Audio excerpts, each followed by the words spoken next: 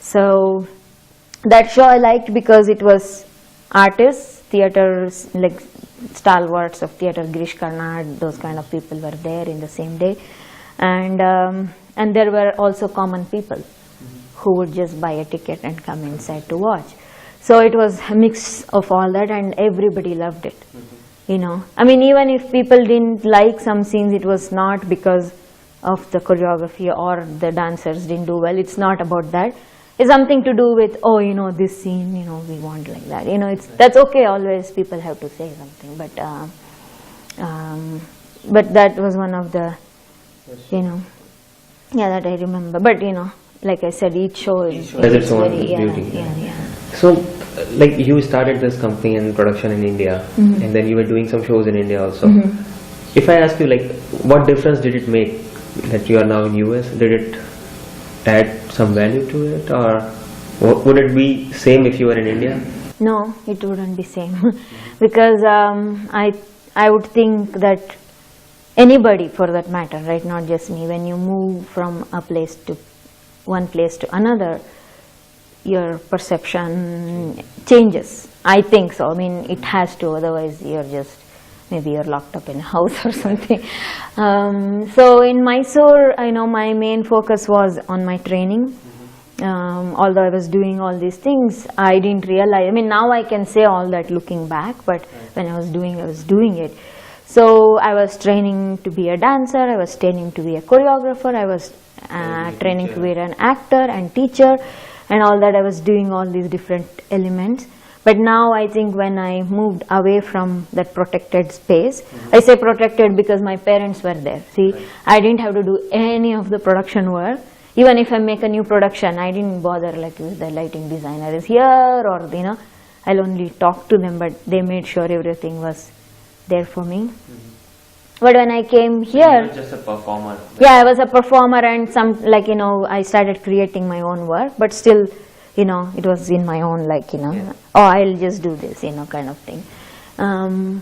But at the same time, you know, I learned to be very humble because of my teacher. You know, she was very strict, and I mean, she never yelled at me or anything, but she was very demanding. So then my father would always say, if you want to learn from somebody very good, you better just, you know, bite the bullet and go for it. Otherwise, stop it. Nobody is forcing you. So that's true. Nobody forced me. So all the training, you know, like started to come together when I was lifted from that space, put somewhere else. And then, yes, first few years were very hard for me to be in this country and, you know, not know anyone. And like, if I say Bharatanatyam, oh, you do belly dancing? I'm like, no, that's not what I do. I do Bharatanatyam, I do yoga. It's like trying to explain myself. Now I don't do that, you know, they can call whatever they want to. Slowly, eventually it will happen. People will be more aware and, you know. So all the dots got connected? Yeah, when I was removed from that space, you know, then I started to figure out my own things, and I started auditioning my own dancers for my company, because when I was in India, I had trained a few people, so when I want to make a production, I'll just take my students. But here, when I first came, I didn't have any students. I was just, you know, new to this country. So then I called for an audition, and people showed up to audition, and slowly, you know. Now I have students, but I don't necessarily always work with them. I take some of my students and some from outside, and now one of the dancers I've brought from India, he's here now in the company full time. So you mentioned some of the hard times when you started. Can you give us any glimpse of what happened, how you fight with it, and what are the challenges that you faced? I think the challenges continue still. But in different forms, and I think I'm little more equipped to face them. So I think initially, what do you say? I came here after I got married, and my husband was a student. First, we didn't have enough money to, you know, do all the things I wanted to do. Nothing. I mean, I'm a very simple person. I don't shop. I don't do anything. I try to live very in basic minimum things. I think it's very important for artists to be like that, because there is no money for art, right? So if you're like spending on other things, then you can't make art. I mean, now I know that, but by nature I'm not a shopper, so which was a good thing for me. So, but still, if you want to make a production, where is the music, right? Where is the money for that? So then slowly we developed, little by little production, and I couldn't work anywhere else to make money to make art, even or whatever. So it took like a couple of years to get my work permit or those things. A lot of people know that struggle, what it means, right?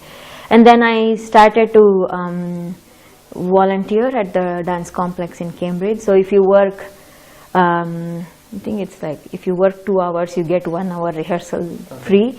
So what I used to do is I would come in the morning and do like entire day shift. So it's like 8 hours, so 4 hours. 4 hours of rehearsal. So I'll save that 4 hours I wait for the dancers to come. So evening 4 hours we rehearse, or 2 hours and 4 hours, whatever. So like that I had to build, from ground up, and then also the fact that